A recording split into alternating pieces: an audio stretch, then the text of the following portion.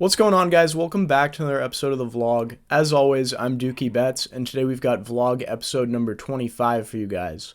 In this one, we're driving up to New Hampshire. We're playing at Gate City, and we're going to hop into the 1-3 match the stack game. Chips were flying around on this particular day, a lot of good action, so you're going to want to stick around until the end on this video. I'm going to leave links to my ClubGG right here if you guys want to hop in there, play with yours truly, grab a little deposit bonus as well. Make sure to use those links and message me down below on my Instagram and I can get you set up in the club right away. That's all I really got. Let's hop into the video and of course, let's turn some sand into gold. Also, go comment down below what you think of the mustache. It is No Shave November, so let me know what you think. And before we hop into the hands, I just wanted to quickly give a shout out to Gate City Poker Room as a whole. I'm kind of a problem child, I'm kind of a pain in the ass to deal with sometimes, and all of the dealers and all of the floor managers, they're all very friendly and professional. Of course, they let me film in there with really no issues whatsoever. All the dealers are super fast and efficient, and honestly very fun to hang out with as well. So if you guys are in the New England area and you haven't checked out Gate City, I highly recommend it. I think it's the best room in New England. And yeah, just wanted to extend my gratitude to anybody who works at Gate City who could be potentially watching this vlog. Anyways, thank you dealers at Gate City, thank you Gate City as a whole. Without further ado, let's hop into some poker hands. Hand number one is going to come at 6:48 at night. We look down at pocket queens in the small blind position. We've got about $420 in the stack. We've played a few small pots, a few of them went our way, so we're up about $20 thus far on the session. In this one, we see the under the gun player, the +1, and the cutoff player limp it in. Obviously with pocket queens, we're going to try and bloat the pot, make it a bit bigger, try and isolate some players here and go heads up with this premium holding. We make things $17 to go, and one by one we see the big blind, the under the gun, the +1, and the cutoff player put in the call. So yes, we did bloat the pot, but we did not get heads up, so this one's going to be a bit dicey going 5 ways here. With 85 bucks in the middle, we get a flop of 10-8-4 rainbow. Pretty good flop for our specific hand. We do lose to some sets, but aside from that, it's a very dry board, so pretty happy with this flop all in all. Playing out of position 5 ways here, we're just going to check 100% of our range. We go ahead and do that, and it's going to check all the way around to the cutoff player, who's going to fire out for $25. I think in a spot like this, we have a pretty easy check raise. We certainly don't want 3 people behind us to call behind, so we go ahead and make things $80 to go, just trying to get value from 10x, maybe 8x hands, stuff like that. It's going to fold all the way back around to the cutoff player, and he's going to think about it for a bit before eventually putting in the fold. Certainly would have liked to get a bit more value here, but it is a nice start to the session, picking up a fair amount of dead money in this pot and adding $93 in profit to our stack. A couple moments later, we look down at pocket sixes in the low jack position. It's going to fold all the way around to us, and we go ahead and open things up to $12. It's going to fold around to the big blind player, and he's going to play some defense here, so we're going heads up in position to a flop. We get a flop of 5-4 deuce. Big blind player is going to check it over to us. I think this is probably not a great board for our range, so we're going to implement some sort of big bet or check strategy on a board like this. We're probably not going to be betting a board like this all that much, so when we do, we should probably size up a bit. In game here, we decide to check back, play a bit deceptively. I don't really think I like this looking back on it, just because pocket sixes needs a fair amount of protection against just random assortments of overcards, things like Jack 10, 10-9, stuff like that. So probably shouldn't be letting a turn roll off for free here, but in game, we kind of mess this one up. We go check, check. Let's play a turn. Turn rolls off the 4 of spades. I kind of like this card just because it's not an overcard to our 6s. I also think this player is just going to start leading all of his 4x here if he does have a 4, so we get to sort of play this one really face up against this opponent here. He's going to check it once again, and I'm going to start going for value here just because, like I said, I think a 4 would be leading on this turn. He might bet some 5x as well, so pretty easy bet here, I think. We go ahead and bet $20, and the big blind's going to put in the call. River's going to roll off the jack of spades. I don't really think he can ever have any jack x as played unless he's got like queen jack or jack 10 of hearts. He's going to check it over to us once again, and I'm really happy to go for somewhat thin value here just because, like I said, I don't really think he's going to have any jack x. I don't really think he's going to have any slow played monsters under the bed. So when he checks it over to us, we go about half pot here. We bet $35. He pretty quickly puts in the call. We triumphantly roll over pocket sixes, and these are good. We pick up some thin value here and add $70 in profit to our stack.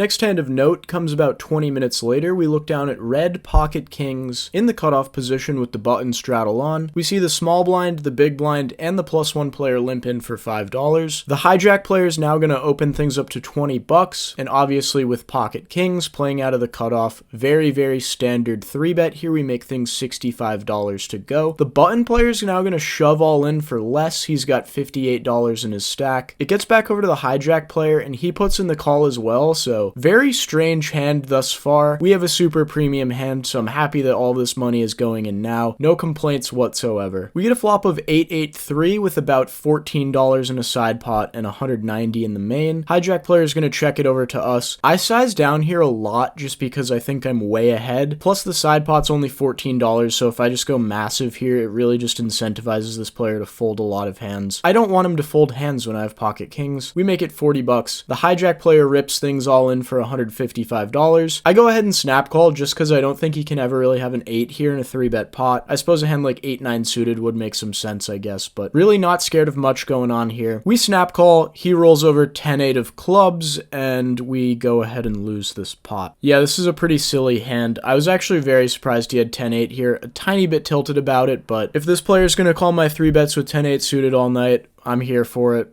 Let's battle. About 40 minutes goes by and we chip down to about 250 bucks in the stack off of a $400 buy-in. So we're stuck about $150 thus far. And then eventually we get called for the 1-3 match the stack game. For those of you who don't frequent Gate City, the difference between 1-2 and 1-3 really doesn't sound that significant at all. But in the 1-3 game, it is match the stack. So there's some very large stacks at the table on some nights. I've seen this game have upwards of $20,000 on the table on occasion. So it might not seem like that big of a jump, but this game does play significantly larger than the 1-2. That being said, we go ahead and add on for $600. We're now in the session for $1,000, and we have about 850 bucks in our stack. Let's go ahead and spin this thing up. The first hand we play at this 1-3 game, we look down at ace-5 of spades. About 30 minutes after we sit down, we see the under the gun player limp in, and this is followed by a hijack open to $15. The cutoff player puts in the call, as does the small blind. It gets over to me in the big blind, and I see a whole lot of capped ranges here. Really, the only player that can have a strong range of hands here is the hijack player who opened to $15. Aside from that, I just think it's going to be a lot of trash, and I don't think there's a better hand in the deck to go ahead and attack some trash than ace-5 suited. We go ahead and squeeze things up to $90. One by one, these players lay down to our raise. We get no callers, and we end up just picking up $48 in dead money here. Honestly, this hand really isn't that interesting. I probably didn't even need to include it in the vlog, but this just goes to show you the power of a good squeeze. On to the next hand. Next hand of note comes about 10 minutes later. We look down at 7-5 of hearts in the hijack position. We see the low jack player limp in, and I go ahead and open things up to $18. This is a tiny bit loose, but I really haven't been pushing too much action thus far, so I'm gonna get a bit out of line here and just sort of test the waters in terms of how much aggression I'm willing to apply in this game. The button player puts in the call, as does the low jack, so we're going 3 ways out of position here with about $60 in the middle. We get a flop of ace queen 6 with 2 hearts. Honestly, all things considered, pretty good flop for us here. We have the flush draw as well as a backdoor straight draw. Not to mention this board is probably going to favor our range as the pre-flop aggressor, so all in all, pretty happy with this board thus far. We see the low jack player check it over to us, and I'm going to go ahead and c-bet here for about $20. Going third pot with our flush draw, trying to generate some folds, maybe take it down now. If not, we can always drill a heart on the turn and the river. The button player puts in the call, and the low jack gets out of the way, so we're now heads up out of position with about 100 bucks in the middle. The turn rolls off the 4 of spades, which now gives us even more outs. We're now open-ended, plus the flush draw. Just a lot going on here for our specific hand. We're gonna go ahead and fire once again. I don't really think this player can ever have that strong of a hand as played. Obviously, aces and queens are gonna 3-bet pre-flop. A hand like ace-queen might 3-bet as well, so my in-game read was that this player's just going to have a middling strength ace a lot here. Something like ace-9, maybe ace-10, something along those lines. That being said, I'm going to continue with the aggression here. We have a lot of outs, plus if we generate a fold now, that works out just as well. We go ahead and bet $55. The button player thinks about it for a very long time, hits us with some weak posturing as well, so this is just an overall sign of weakness. This player doesn't look that comfortable in this hand, so regardless of the river, we're probably going to fire this one off as a bluff. After some deliberation and weak weak posturing, this player eventually puts in the call, so we're going to the river. River rolls off the king of spades, which probably not the greatest card for us just because backdoor spade draws obviously all got there, so not entirely in love with it, but I still think we have to bluff here. We're obviously never winning this hand by checking. We have 7 high. 7 high is probably not any good here. We're gonna go ahead and jam all in for $189 effective. This player pretty much snap folds, so it looks like our read was right. I think it was probably just a weak ace here, and glad to take down the chips with just 7 high. Well done, Dookie Bets. Next hand of note comes about 20 minutes later where we pick up pocket 10s on the button. It's gonna fold all the way around to the cutoff player who's gonna limp in. I'm happy to put more money in the middle with pocket 10s here. It is a premium hand, so we're gonna go ahead and make things $20 to go. What do you want to be when you grow up? Either an astronaut, a firefighter, or a mailman. Why not all of them? That's right, if you guys heard me being a sarcastic asshole, you also heard the player to my immediate left jam all in here. He's got about $108 in his stack, and it's going to end up folding all the way back around to us. I feel like typically in live poker when players just have a small stack like this, they're just jamming a lot of like middling strength pocket pairs. A lot of stuff that maybe shouldn't be jamming, so I feel like pocket 10's pretty standard call here. We flick it in, he shows us pocket 2s, we run things once, and we're going to hold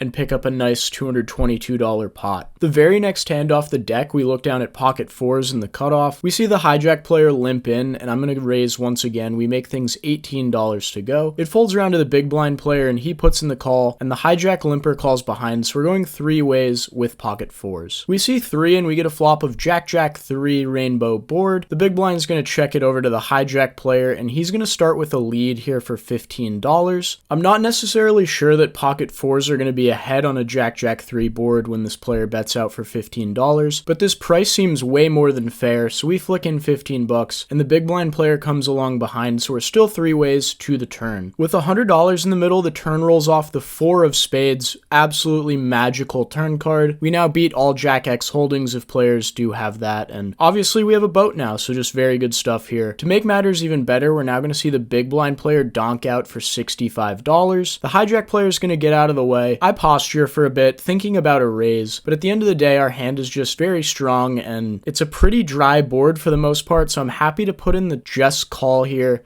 and sort of lay the trap in position. River rolls off the 9 of diamonds, so if this player does have a Jack X holding, this might kill our action. I'm a little bit pissed about that, but at the end of the day, I really don't think I can go raising on the turn when we boat up. The big blind player is going to check it on over now, and obviously, it just seems like he has a jack at this point. Awkwardly led on the turn and is now shutting down when the flush completes, so in real time, it definitely felt like he had some sort of Jack X holding on this board. Obviously, we're going to bet for value here with our boat. The decision is how much should we go for here? There's about $230 in the middle. I have seen this player get a bit sticky in the past with marginal hands at best, so just because the flush completes, I still don't think he's necessarily going to fold the jack. He might just be checking to check call. He's playing a stack of about $500, so I think it would be pretty egregious to try and go for all of it here, but I do go for a very fair size here. I bet $250 into $230, slightly overbetting the pot. This player tanks for ages and then eventually puts in the call. He later told us that he had a jack. Obviously, that's no good here. We win the $730 pot and pick up $382 in profit. This is what dreams are made of. Nothing better than turning the boat and getting paid. Gotta love it. At around 9:30, the 1-3 game I was in just sort of abruptly broke. I had 2 options. I could either sit around and wait for the other 1-3 game, or I could go play some 1-2. I chose the latter. So in this clip, we're back in 1-2. We have about $280 in our stack, and we locked up a $550 profit playing 1-3 on the session. Really good stuff thus far. We're pretty much free rolling this 1-2 buy-in. Let's see how it goes. 10 minutes into our second 1-2 session of the day, we look down at pocket aces, pocket rockets, the greatest hand in No Limit Texas Hold'em. We're playing out of the low jack here where we see the +1 player limp in. Obviously, I'm going to go ahead and raise things up. I make it $12 to go. Following this, we see the hijack, the small blind, and the +1 limper put in the call. So we're going 4 ways with the rockets. We get a flop of King 5 deuce rainbow board. We see the small blind player donk for $25 here. Obviously, this is sort of a strange maneuver out of this player. The +1 player gets out of the way. Very dry texture. I'm happy to just put in the call here if this player has a hand like King Queen or something like that. No real sense in raising. It's a dry enough board. We don't need that much protection. We put in the call. Following this, we see the hijack player raise to $80. This is a bit alarming, but at the same time, it's also music to my ears we have pocket aces. I don't really have plans on folding this. And now the small blind player jams for $136. This spot sort of went from just beautiful to sort of nasty. I don't really think the small blind player is ever finding any bluffs. So in hindsight, I should actually just be laying down my aces here, I think. I'm just going to be running into like a set of fives or deuces a lot here as played. Of course, that's not what we do. We shovel all the money in the middle, and of course we get snapped off by the hijack player behind, so certainly not looking good for us. All in all, we have about a $700 pot here, 458 bucks in the main, 264 in the side. The small blind player is going to roll over pocket deuces for a flopped set, so way behind that. And then the hijack player is going to end up rolling over king queen, so we are ahead of him. For what it's worth, we do have a $260 side pot with king queen, so we are way ahead there, but in this main pot, we're drawing very, very thin. Am I Swiss cheese? You're so dead. I have aces.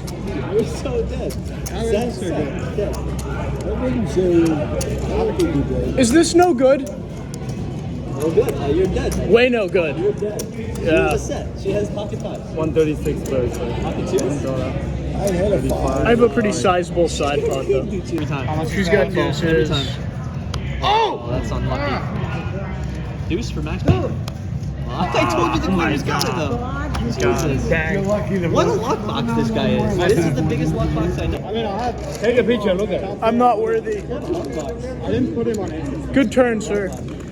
Thank you. So yeah, obviously we just banged off the stone best turn card in the deck, scooped that enormous pot, and luck boxed our way to victory. That was sort of the moral of the story all day today, just the turn card is going to be your best friend no matter what. I'd rather be lucky than good. We will certainly take this result. I don't care how it happens. I'll get it in bad and suck out any day of the week. After this very large 1-2 pot, we ended up playing for a while longer, but I had a couple adult beverages. I wasn't filming. We were just having a good time, and I didn't vlog anything after this hand really, so sorry about that. But all in all, we played for about 5.5 hours on the day. We were in for $1,000, out for $2,250 for a massive profit of $1,255. Very good hourly, sick day of run good.